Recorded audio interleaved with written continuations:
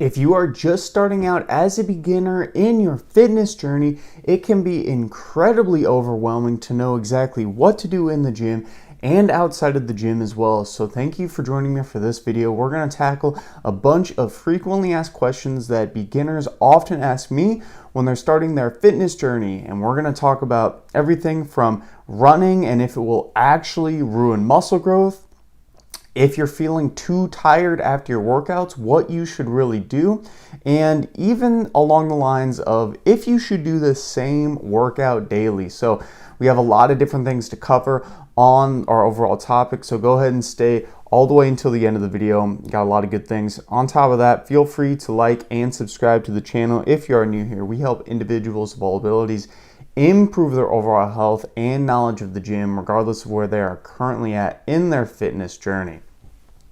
So the first thing we are going to dive right into is along the lines of cardio burning your muscle. And more specifically, if running will ruin your muscle growth. This is a lot of times what beginners will come up to me and say, hey, I saw that person and they run a lot. And I noticed that they don't really have that much muscle. So is it true? Does cardio literally eat your muscle? Does it just burn it off?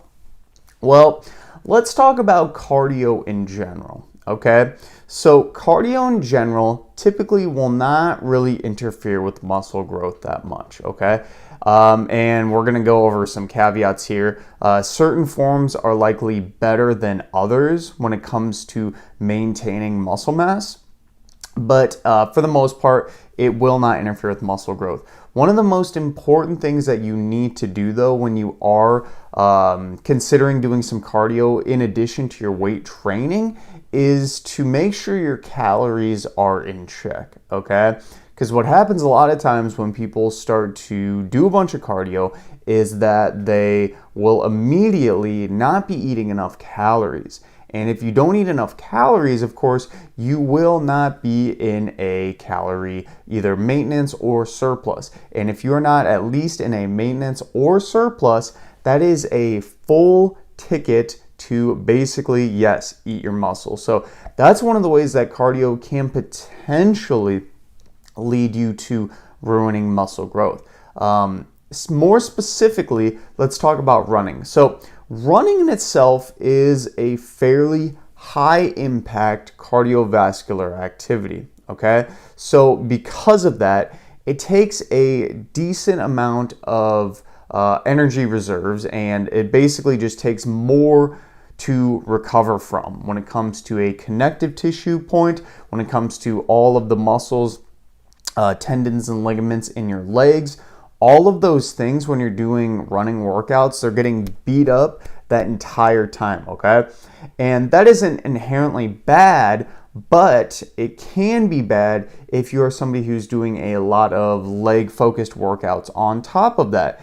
And let's say you're trying to get the most out of your muscle mass. If you're just doing some full body workouts with a little bit of legs, a little bit of arms, just as a way to help you with your running, it's probably not going to affect it that much. But if you are somebody who's trying to maximize muscle growth, specifically in your legs, all that high impact activity from running really does build up, and it can take a toll over time.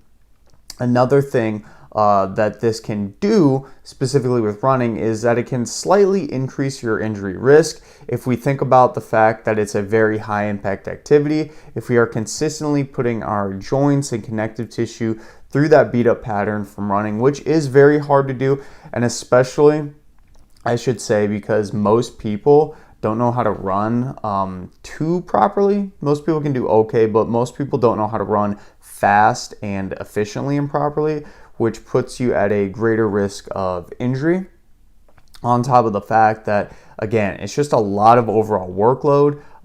And when you're running too, if you think about it, you are literally putting a super large amount of force in one of your legs, and then you are switching it and doing it into the other leg. And you are just completing this back and forth, back and forth, back and forth for a very long time, very long period. And essentially what this does and what this can do is build up some of those what we call overuse injuries, where it's just very small nagging injuries that maybe would never get to be a full-blown like injury, like a tear or a rupture of a tendon, but it can be just a little bit of light inflammation where you might lead to some of that tendinopathy or tendonitis, etc. So if you are still somebody who is wanting to do cardio, there's some good things you can do that won't maybe affect your leg workouts as much, specifically if you're trying to actually just grow muscle in general, but usually this would kind of focus on your legs. So some other options instead of running that are a little bit more lower impact might be a little bit better to recover from. And usually running burns a lot of calories too, so these other options will burn a little less calories. Biking is a great one. Rowing, the rowing machines at the gym, if you're able to actually row outside, you could do that too, of course. Swimming, so swimming is a really, really good low impact activity for cardiovascular exercise. The problem is a lot of people don't have access to pools, so during the summertime you might be able to get away with it a little more if you are in a place during the winter where there's not indoor pools, right? Fast walking is probably one of my favorite forms of cardiovascular exercise. Not only can you get a really good cardio workout in, but it's also pretty low impact, and you can do it anywhere. You don't need any equipment at all, and basically most people can do some form of fast walking. Not all people can get onto a bike very well. Not all people can get onto a rowing machine very well. So because of this, fast walking is by far one of my favorites. You can also put on like a rucksack or like a backpack with a bunch of heavy loads, and that can give you a little more stimulus to allow you to continue to, of course, work in your cardio and not eat your muscle away, right? Elliptical is another great option too. Very, very low impact. Kind of an awkward movement to get into, but some people really like the elliptical. I'm not too big of a fan. I'm not really sold on it that much, but you know, to each their own. I'd highly recommend trying all these out. And also notice that some forms of cardio will likely affect you differently than others. For myself, I used to play basketball a lot when I was in high school, recreationally, and I noticed that that form of cardio literally killed my overall workouts in the gym the next day.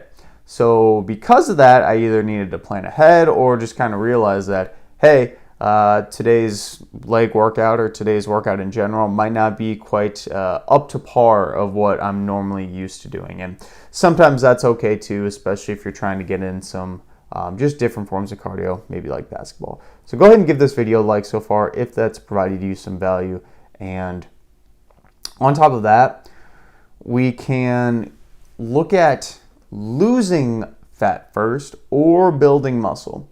So you're in a predicament where you're like, I want to build a bunch of muscle, but I'm a little fluffy and I also kind of want to lose some fat too. So what would be the best next thing for me, right? What should I really do to get the most out of this? Well, I've got some really good news for you actually. Beginners, especially beginners who usually have a little more fat, maybe they're a little more overweight, can usually do both of these at the same time when they first start out, okay? You gotta listen closely here. So they can usually do both of these when they first start out, and that is what we call recompositioning, okay? It's usually called a recomp, but basically you're going to very slowly build a little bit of muscle and also lose a little bit of fat. So what my recommendation would be, since most beginners can do this, and this doesn't last very long, this would be maybe 1 to 2 months. So just realize that 1 to 2 months of consistent weight training will allow you to do this. But what I would recommend if you're trying to build muscle and lose fat first, and you're in that beginner category, is to go to the NIH Bodyweight Planner on Google. And from this, you can find out your calories that are recommended for your daily energy allowance, okay? How many calories you burn doing physical activity, just keeping you alive, etc. And what that number will give you when you go to the NIH Bodyweight Planner is your maintenance calories. Now, The maintenance calories are what we're going to want to eat at, because when we're recomping, we're trying not to ultimately eat too much in a surplus or build too much muscle. And if you eat over that maintenance, you're going to be also gaining a lot of fat. However, you can't really eat below your maintenance calories, because if you eat below your maintenance calories, you're not going to have anything to build even a little bit of appreciable muscle. So eating at your maintenance calories when you're a beginner and just starting out allows you to kind of sit in that sweet spot of a recomp zone where you can build a tiny bit of muscle and lose a tiny bit of fat. This will not be as profound as if you say, I just want to lose fat. Okay, well, if you cut yourself in a calorie deficit, you will lose fat. You will also lose some muscle. Flip side, of course, you can also do the same thing the other way, where if you just want to build a lot of muscle, you can just go into a surplus, build a lot of muscle, but you will also gain a little bit of fat on top of that too. So we're kind of taking advantage here if you are a beginner that, you're usually able to get away with this recomping. I've been lifting for a lot of years now, 10 to 15, a long time. I should really look that up. I can't get away with this just because the muscle that I have, it's too much. Once you become more advanced, this doesn't really work as well because your body's used to that scenario you're in.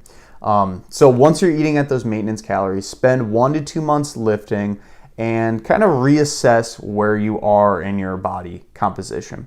So if you look pretty good, as in you have a little bit of muscle, you've lost a little bit of fat, that's great. Honestly, I would maybe try to just do it for another month, maybe even another couple months.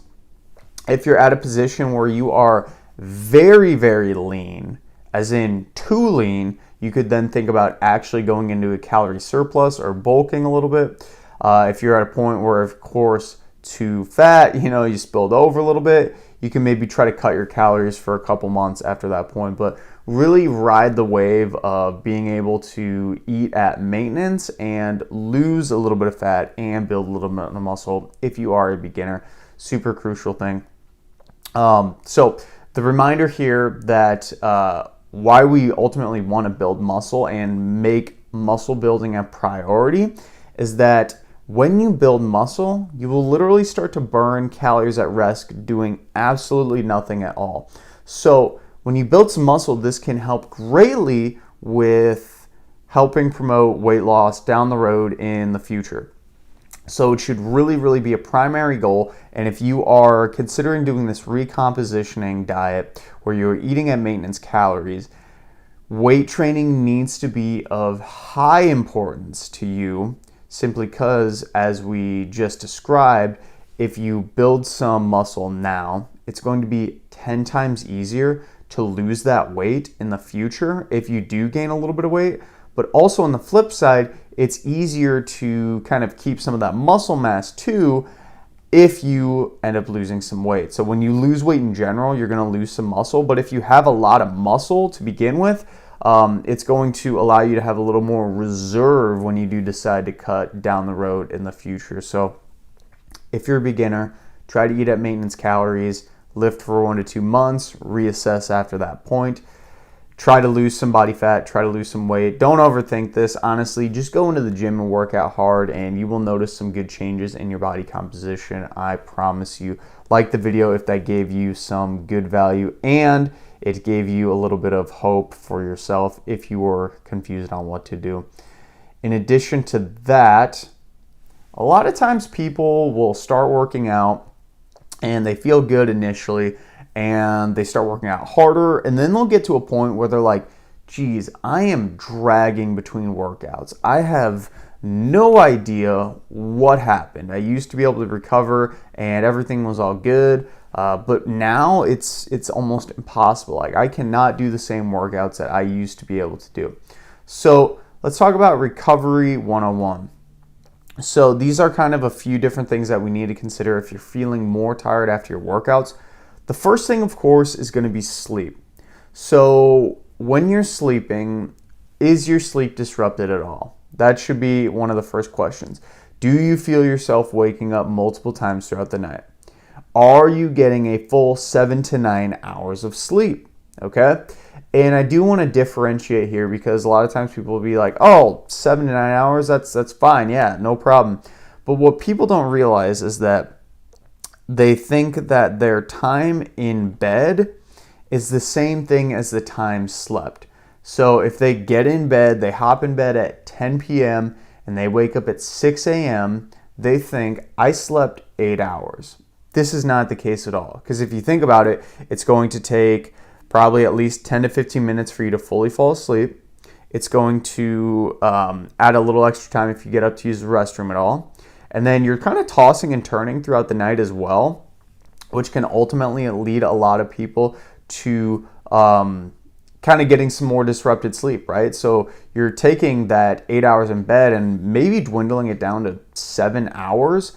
It's hard to say exactly, but your sleep is disrupted incredibly regularly, and if you're not getting maybe a little bit of extra time in bed to offset this is kind of how I look at it, you might be cutting yourself short. So when it comes to sleep hygiene, some of the things we know that will help sleep hygiene, not eating too close to bed. Some people can get away with this, but specifically if you're eating before bed, maybe having something that's a little bit higher in carbs, moderate in protein, kind of lower in fat, if you're trying to get the most out of it. Just eating throughout the day too, I should say. If you're eating consistent meals that are of equal macronutrients, so you're not getting huge blood sugar spikes, that will help you to sleep a lot better too. Versus if you're constantly going up and down and up and down, you're spiking your blood sugar, eating unhealthy processed stuff, right, throughout the day. That's going to make sleep a little bit tougher for you. When it comes to caffeine too, a lot of people don't realize the effects of caffeine and alcohol when it comes to your overall sleep hygiene. So these things will greatly affect how your sleep quality is.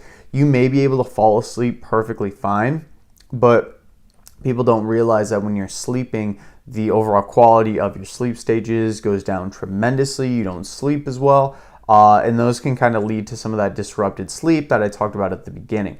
So try to cut off your caffeine, ideally about 12 hours before you're going to fall asleep, maybe a little bit less. It depends. Some people can metabolize caffeine a little bit better, but caffeine can actually stay in your system for 12 hours after you drink it.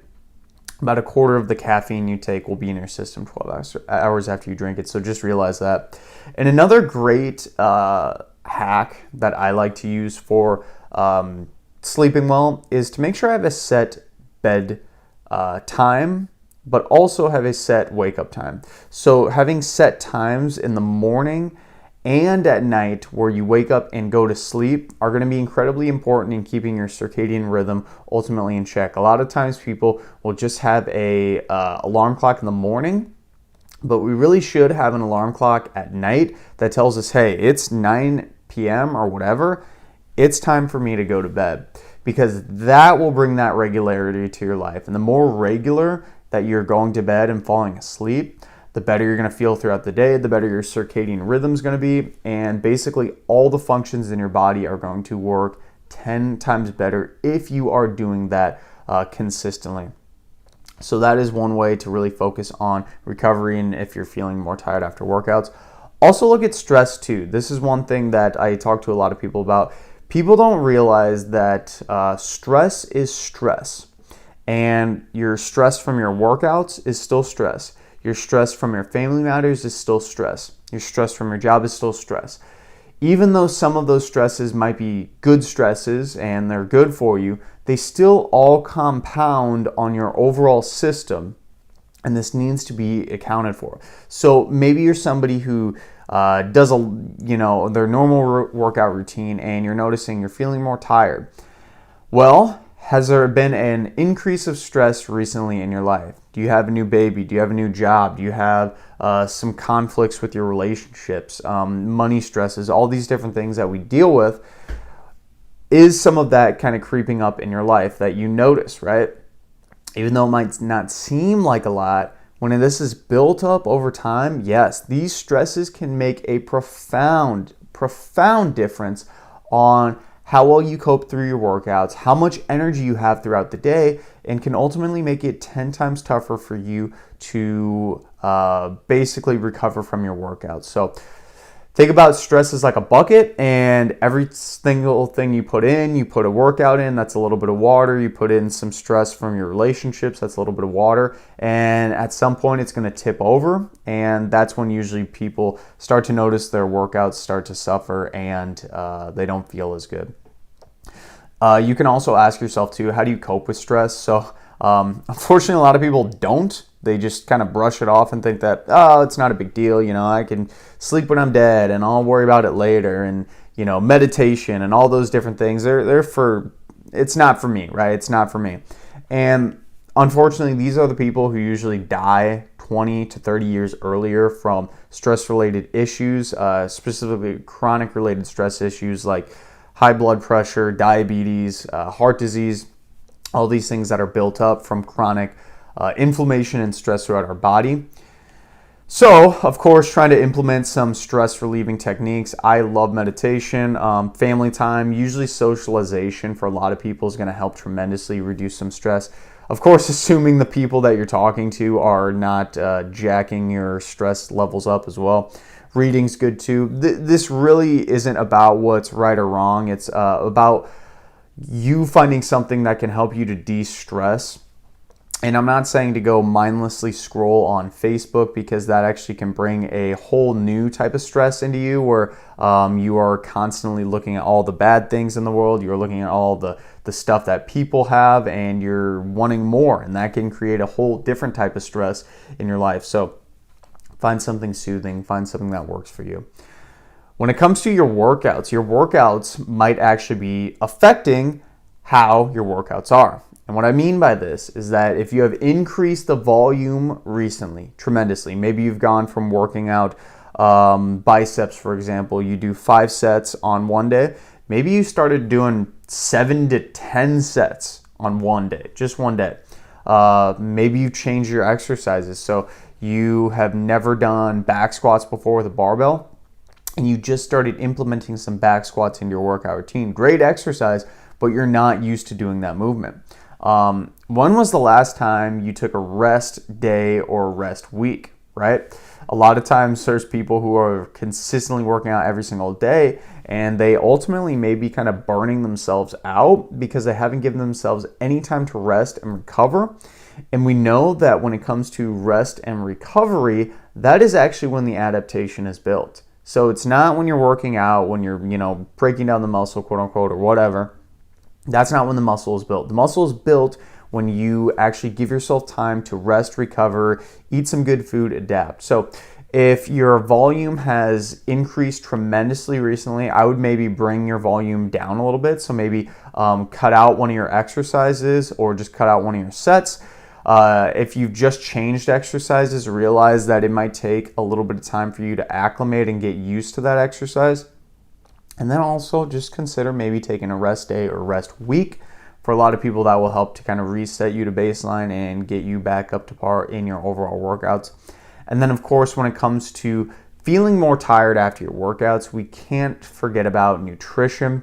So a lot of times people, their hydration will not be in check. They will be dehydrated, which happens to a lot of individuals throughout the day. So try to make sure you're sipping water, specifically adding some electrolytes to that as well to make sure you have enough sodium, potassium, magnesium in your body, because that helps with all the different processes to keep you hydrated.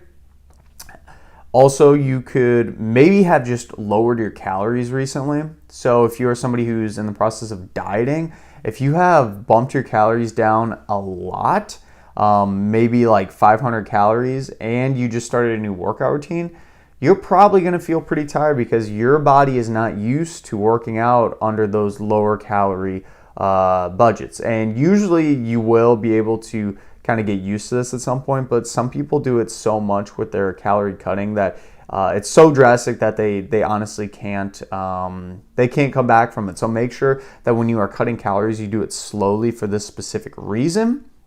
You don't want to do it too slow or too low, I should say. You do want to do it slow. You don't want to do it too low to the point that you don't have anything, no calorie reserves to pull from to even have a somewhat good workout. Let's be honest, when you are trying to lose weight and you're cutting calories, you will have a slight lack of energy. That's bound to happen with anyone, but the thing about it is you can do it in a sustainable and safe way where it's a little bit slower, and kind of assess this too. Some people can work out on really low calories and they're totally fine. Some people are having a heyday doing it as well, so you'll kind of have to play around for yourself on what works for you. Another thing to consider when it comes to recovering better after workouts and just feeling better and more energetic is the types of food you're eating. So if you're eating whole foods with a lot of micronutrients and overall good nutrition, that's going to make you feel, of course, a lot better versus if you're eating junk food, that's going to have much less nutrients, isn't going to make you feel as good. And also on the flip side too, you can equate calories. So you might be eating 2,000 calories of whole foods and 2,000 calories of junk foods, and your body composition, you might be able to lose weight and gain weight, I should say, with both calorie allotments. But if you're eating junk food specifically, you're going to feel 10 times worse than the person eating whole foods. This is why it's so important to make sure you're eating at least mostly whole foods altogether. And when you're thinking about holistically how this might affect you, you need to look from up and down, A to Z. How is my sleep? How is my stress? How are my overall workout loads and my nutrition? All of these, when encompassed together, can give you a good frame of how well you're recovering. And likely just one of these, kind of fixing one of these will make you feel a lot better. If you can fix all of them, that's great. But I would start with one that you kind of struggle with the most, try to fix that, and then work from there. And you'll be feeling better in your workout. So give this a like if that gave you some good knowledge on getting some more energy after your workouts. Speaking of workouts, there are a lot of people who do the same workout every single day. And if this is you, you're going to want to stay until the end of this section because you might want to change it by the end of it, okay? So if you're somebody who does the same workout every day, there are some good things about this, okay? The first thing about it is that it is obviously incredibly easy to remember. If you're doing the same workout day in and day out, it doesn't take much of the guesswork of, what am I going to do today? Or, my trainer showed me that exercise routine and I don't really know what to do on that workout. No, you know exactly what you're going to do because you are doing literally the same workout, right? So it's easy to remember, and that's a great thing. It takes a lot of the guesswork out, and this is usually a big problem with people when they're starting out in the gym. There's so many different exercises. It's hard to know what to do. It's hard to know which ones are right for yourself. So if you have that same workout, it takes a lot of that mental fatigue out of it for that initial part. On top of that, it can also help if you have limited access to equipment. So if you have a workout routine that is perfect for your tiny home gym where you have a couple dumbbells or you have maybe a treadmill and just a kettlebell or just a little bit of free weights, you might be kind of limited in what you can do overall on your workouts because you just don't have that much equipment. So you might be doing ultimately the same workouts simply because you do not have multiple things to do. And if that's the case, that's kind of, again, one of those things where it's like, okay, I'm just going to kind of cut my losses here. I only have access to this amount of equipment, so doing the same workout every single day might be okay for me in this immediate sense. Another great thing about doing the same workout every single day is that you become very efficient at specific movements. So when it comes to long-term success, the better you can get at specific movements like squatting, like bench pressing, doing push-ups, doing lunges, the more you can practice these movements and the more you can just get used to doing them, this is actually what's going to allow you to build muscle, build those overall motor patterns, which will allow you to build the most strength and most muscle over time. So that's an amazing thing about doing the same workout. You're getting consistent practice day in and day out of basically the exact same movements, okay? It's not all sunshine and rainbows though, because there is a problem with doing the same workout every single day. So one of the big problems is it becomes boring. Who wants to do the same workout every single day? I know I don't, and I personally don't. There were times where I did do the same workout every day because of those things that I mentioned above, but nowadays I try to switch it up fairly frequently. And one of those big things is it just becomes boring. I don't like doing the same thing every day. Some people do like that routine and doing the same workout every day, but it can become incredibly boring. And we know with a lot of people, when it comes to adherence and working out for a long period of time, if you are not able to enjoy it even a little bit, if it's always boring, you're going to be way less apt to do it consistently. And if you're not doing it consistently, you're not going to basically reap any of the benefits from long-term exercise success.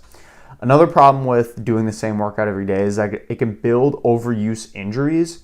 So overuse injuries are essentially where you do the same motor pattern day in and day out for a very long period of time.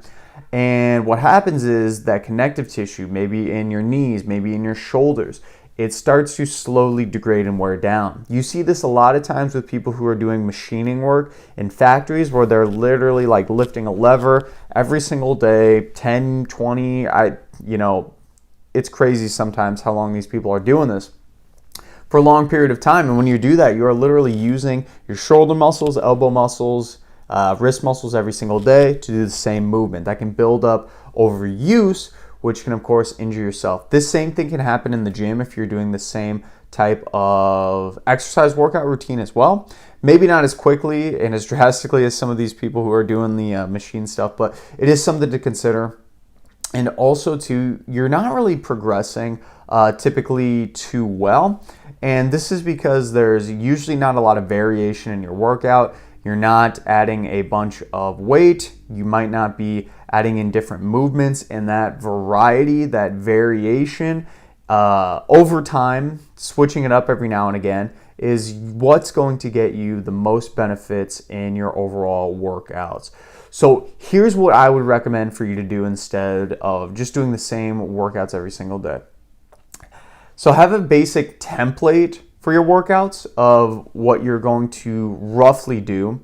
And then for each workout, for each specific exercise category, have about 2 to 3 exercises for each part of that template. I'll describe kind of what that means in a second. I'll give you a little bit of an example. So an example of what I would do instead of working out the same workout every single day is having an upper body section on your template where you're doing an upper body pulling exercise and an upper body pushing exercise.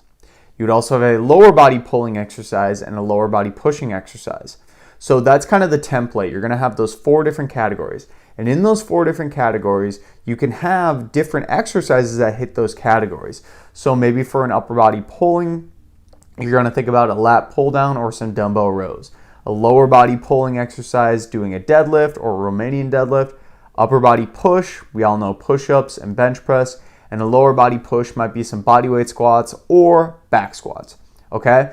And then what you can do each day is have one of these categories that you're picking from. So you're doing one upper body pull and push, one lower body pull and push, and then you're taking out one of those exercises from that category every single day. So maybe one day you're gonna do a lat pull down, a Romanian deadlift, a bench press, and bodyweight squats. The next day you could kind of flip the routine and do it a little bit differently, right? Do it in a slightly different order, maybe do completely different exercises. So we're hitting the same movement patterns. So we're doing the same movement patterns, but we're doing different exercises. So this is going to give you that variation, which can help for long-term success. It's going to give you a little different movement patterns slightly. So you're not building up those overuse injuries, which is important for long-term success without injuring yourself, of course. So that's kind of what I would recommend to do and how I do it in my workout routine. Of course, at the end of the day, if you just like doing the same workout every day, it's not going to be like you're going to hurt yourself, you're going to harm yourself. It just could be a good thing to kind of look up some different exercises and throw in some variety every once in a while. and now and again, because that will help you for long-term success in your workout routine. Go ahead and give this video a like if that part gave you some good value. And let's also talk about lifting weights and your growth. So if you are a teenager, you're probably concerned that lifting weights will stunt your growth. If you are an older adult, an elderly individual, you might be concerned that you will start lifting weights and you might lose even more height on your body, right? You might even be somebody who's just middle-aged too, and you're like, I don't want to lift weights because I'm already short. So let's break this down. What's the logic here behind lifting weights stunting your growth? Well, the logic is that when you work out and specifically lift with heavy weights, this can cause your growth plate basically to fracture or have damages, okay? So when you're trying to grow, when you're younger, you have these things called growth plates, which are developed, and basically they're the different areas that show where you're growing. And again, the logic is that when you're doing heavy weights, this might fracture or break them at some point. So here's the evidence currently. We got two good sources here: the National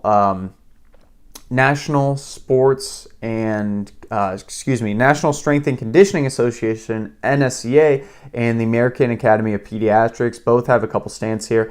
So we can see that the American Academy of Pediatrics, focusing on adolescent weightlifters, properly designed resistance training programs have no apparent negative effect on linear growth, growth plate health, or cardiovascular system of children and adolescents. Boom. Score 1 for lifting. The NSCA.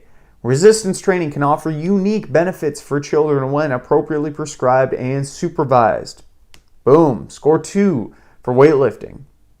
So essentially here, a lot of this research has kind of grown over the years, and lifting weights does not harm your growth if done in a certain way, okay? So if you go into the gym and you immediately have an adolescent weightlifter do a large amount of volume, a large amount of weight where they're hitting it super hard, not focusing on technique, and building a bunch of overuse injuries, yes, this could actually affect your growth.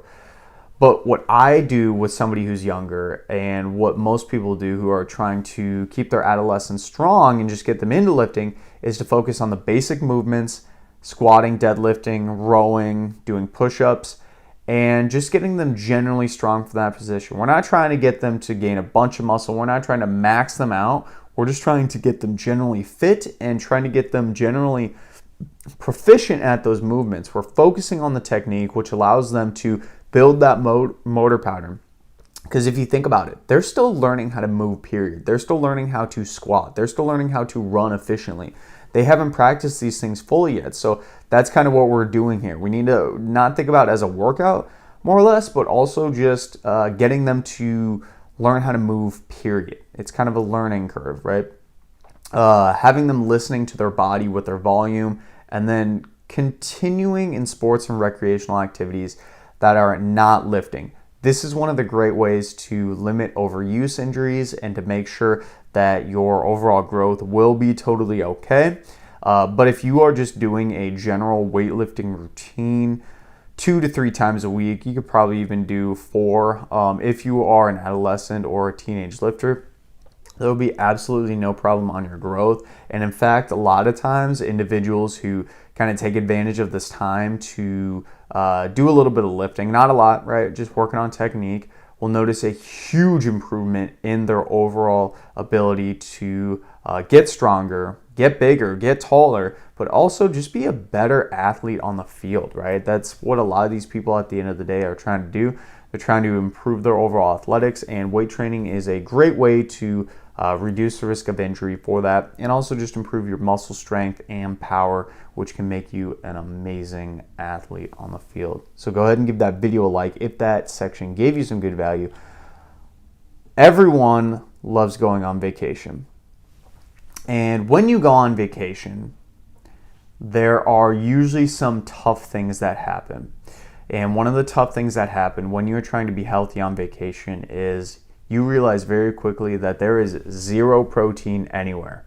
You pull out your binoculars, try to find a steak or some chicken, and good Lord, there is nothing in a 20-mile radius. It's all delicious, high-fat, high-calorie foods, but it's not something that you know will allow you to preserve your muscle on your vacation. So let's talk about just getting protein on vacations and what you can do about it.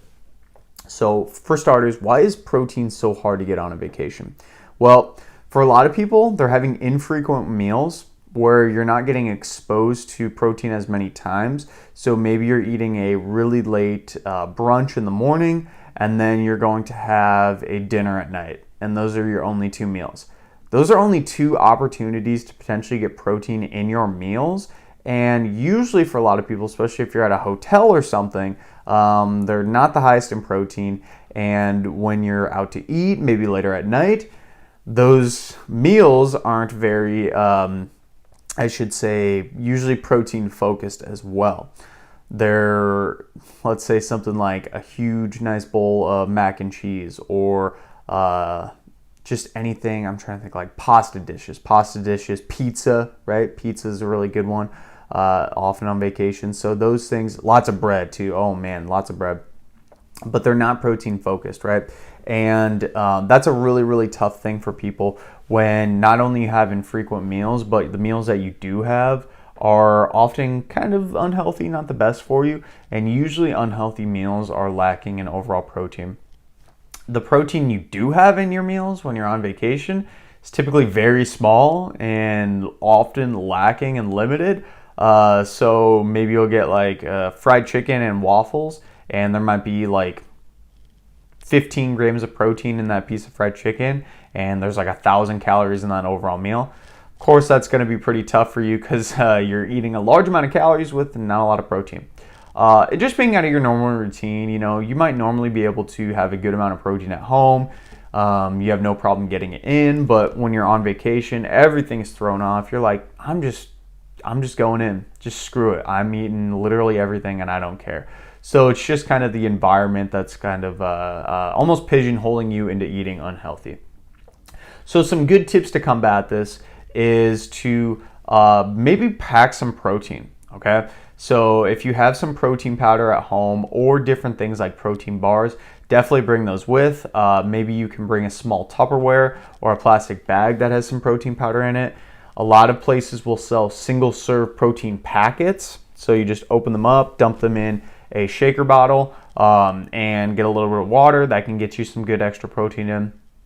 When you're eating out, you need to cash in on the protein when you can. Okay, so maybe you're going to a place that has a buffet. Okay, so you're going on a buffet on vacation, and there's all these high-calorie foods that look so good. Try your best not to tempt yourself. Maybe you can get those things, but maybe start with some good sources of protein first. Cottage cheese, chicken breast, just kind of blanking here. Maybe some pork, all those different things. All good sources. You can get some eggs too. Good sources of protein. Try to get those first. And then after that, you can get some of those kind of unhealthier meals. When it comes to the free breakfast, this is where it gets tricky because a lot of those free breakfasts are so high in carb. I just went to a hotel yesterday, and the only source of protein they had was little sausage links and like fake egg omelets, okay? They had milk too, but basically it was all oatmeal, it was all cereal, it was all fruit, it was sugary drinks, so fruit juices, and waffles. That's another huge one. That's a big no-no if you're trying to get protein in and keep your calories in check when you're on vacation. So just when you're going to the free breakfast, really trying to kind of navigate what do they even have? What do they even have that's high in protein, and try to go with those first. So yesterday I had a couple of those egg things, and that was pretty much it. I had some fruit too, of course. That's not high in protein, but I wanted to get some micronutrients in. And just working from there. Sometimes you'll get a really awesome breakfast spot with the free breakfast on vacations where they'll have egg whites, maybe they'll have some fat-free milk, maybe they'll have boiled eggs. Some places will even have like turkey bacon and high protein sandwiches. And also too, you can sometimes get away with places having Greek yogurt, which is a super big hack. Greek yogurt's very high in protein. And then of course there's milk too, but do the best you can on those free breakfasts. It's very difficult when you're on vacation to get protein, but you can usually try to navigate and find a little bit. At the end of the day, do your best. And then when you are eating meals on vacation, focus on higher protein meals that are basically protein based. So this could be the difference between getting mac and cheese as a meal or a chicken sandwich. They might have the same amount of calories overall, but that chicken sandwich is of course going to have a lot more protein, which is going to help you keep your muscle. It's going to help you stay more full, and it's going to just give you maybe a little more nutrients overall holistically than just getting that mac and cheese. And of course, at the end of the day, I don't want you consistently beating yourself up. Remember that 1 week in the grand scheme of things is nothing. You can get back on your normal diet routine, no problem. Try to resistance train if possible. That will also be another way to kind of stave off any fat gain and help you to keep your muscle if you are not able to get enough protein when you are in your meals. But these are some general tips that can get you a long way in preserving muscle on vacation. So go ahead and give this video a like if that provided you some good value.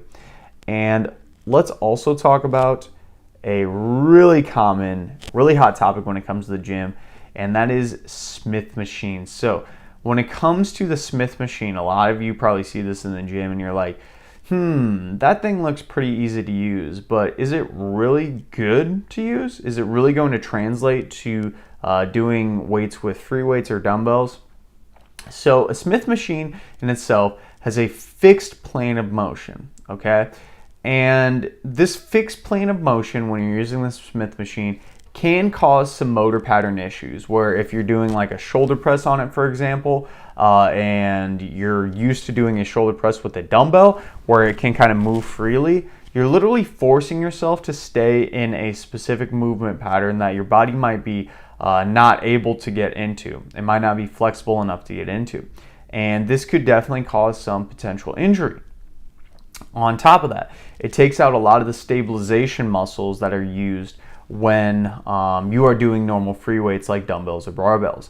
So that's a huge problem too, because a lot of times we're trying to work our stabilizing muscles, which is important for all the activities of daily living that we need to do, and can often get neglected tremendously when we're using that Smith machine.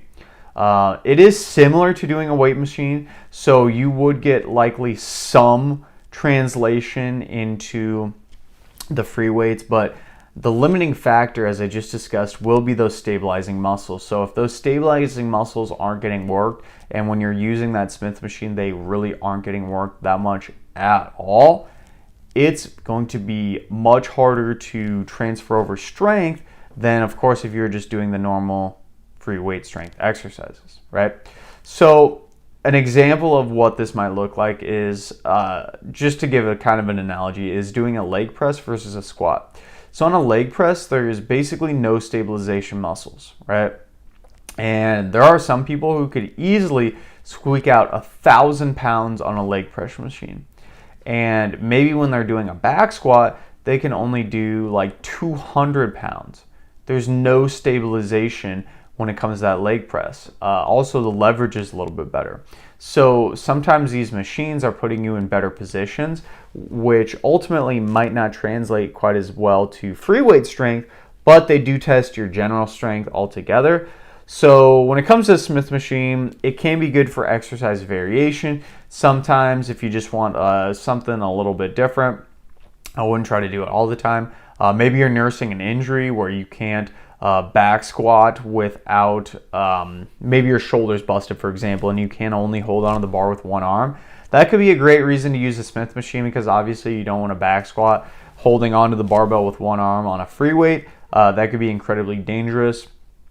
If there's no other options of stuff to do, maybe like all the machines are taken and you just need to get your workout in, again, at the end of the day, one day probably won't hurt you, but I would try to recommend avoiding it at all possible. I have 2 Smith machines in one of the gyms that I go to, and I have not used that thing in 3 to 5 years. We'll say probably like over the last 10 years, I've maybe used it like 3 times, and I work out year round. Okay, so I don't use that thing very frequently at all. Hopefully this gave you some guidance. Go ahead and like that video if it helped you out on knowing if a Smith machine is good for you. So when you're going to the grocery store, you see all this fresh fruit, and you also see a bunch of frozen fruit, and you're thinking, man, I really, really want to start eating some more fruit, and I just don't know if it's worth it for me to spend all the money on this fresh fruit or just go to the frozen fruit. Like, I don't know if it's going to be as healthy for me. So let's go through the differences here of which one's better and which one might be better for you. So frozen fruit, the good thing about frozen fruit is that it is picked at a peak of ripeness. So right when it's ripe, it's usually picked and frozen right away. So it's going to have the most nutrients in it at that time. And of course, the frozen fruit usually lasts for months. So when it's frozen at that point, you don't have to worry about it going bad or going spoiled. Of course, that's one of the great things about it. And it's usually prepared. So if you're eating like strawberries, for example, or frozen, I should say like mixed fruit, right? Usually a lot of the times it's going to be cut. It's going to be prepared for you very easily. So you don't have to worry at all about it taking extra time for you to prepare it. You don't have to cut the strawberry tips off. You don't have to cut the kiwis off, right? Cut the mangoes, cut the cantaloupe. You know, it's already done for you. So it saves you a little bit of time. Fresh fruit, on the flip side, will likely have a better texture, simply because, of course, if you're eating frozen fruit, if you think about it, once you eat or once you have that frozen fruit, you can't get it back to not frozen. So that texture is going to be always slightly compromised. And if you're somebody who's eating frozen fruit and smoothies, this probably won't make a big difference. But if you're, for whatever reason, trying to thaw the fruit and then eat it, it's going to taste quite a bit different. So fresh fruit, definitely better texture. Fresh fruit can be left unfrozen, of course, and it can also be frozen. So if you get a really good deal on fresh fruit, it would potentially behoove you to just buy that fruit right then, and then you can use some of it, and if it starts to go bad, you can just freeze it and you're good to go. And the other good thing about fresh fruit, and typically around the area that you live in, is it can usually be found in season, so you don't need to worry about a bunch of extra fertilizers or pesticides being used to grow your stuff halfway around the world, halfway around the country, and then have it shipped to you. You know, a lot of times that if it is fresh, for the most part, again, you would hope it's going to be somewhat local. Again, this isn't fully true, but trying to find the stuff that's in season in your area, you know, will be likely less used with fertilizers. So at the end of the day, there's actually no real difference in frozen versus fresh fruit. Fresh fruit that is local, specifically from like farmers at farmers markets, are going to be very high in nutrients, very good for you. And then the fresh fruit that was shipped might be lower in nutrients. It might not have quite as much. So say you live in the Midwest and you're getting some fruit that's from Florida, it might not be as fresh as if you could get something from your local hometown, but it's, of course, as we usually describe, better than nothing. And that frozen fruit, some of the nutrients that are actually preserved into it are perfect, because right when that thing is picked, if you think about it, if it's picked at its most ripe time right away and then frozen, it's going to literally have all those nutrients just packed into it. So in some cases, I would say that maybe the frozen fruit might actually be a little bit healthier, but at the end of the day, we're really splitting hairs here. It's not really going to matter that much. If you're getting any type of fruit, period, it's going to allow you to get all those good health benefits of course, eating the fruit in general. So go ahead and give this video a like and subscribe to our YouTube channel. Once again, we help individuals of all abilities improve their overall health and knowledge of the gym, regardless of where they're currently at in their fitness journey. And if you are struggling with weight loss, I'm going to link another video down in the pinned comment, which will talk about 11 reasons why you might always be hungry on a weight loss diet and what you can do about it. So go ahead and check that out, and we will see you next time.